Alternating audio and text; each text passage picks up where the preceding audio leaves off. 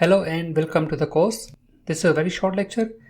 In the previous video, we have seen that how to join multiple tables and by using natural inner join function.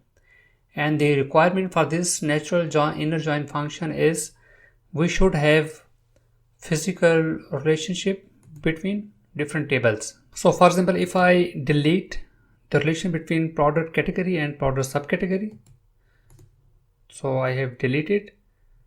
And now we need to go to the Duck Studio. First of all, we have to click refresh metadata so that this Duck Studio should get the updates from the data model, from the Power BI desktop data model. So let me click refresh, and if I try to click run, we are getting one error. It is no common join column detected. Join function natural inner join requires at least one common join column. The physical relationship is mandatory to use natural inner join. So let's go back to the data model, and we need to again reconnect product category key with product category key.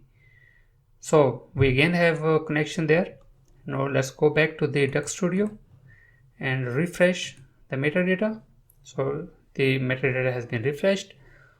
Now we can again click run and see where we are able to see all the stuff back. So that's all about if we don't have the physical relationship, then we can't use natural inner join.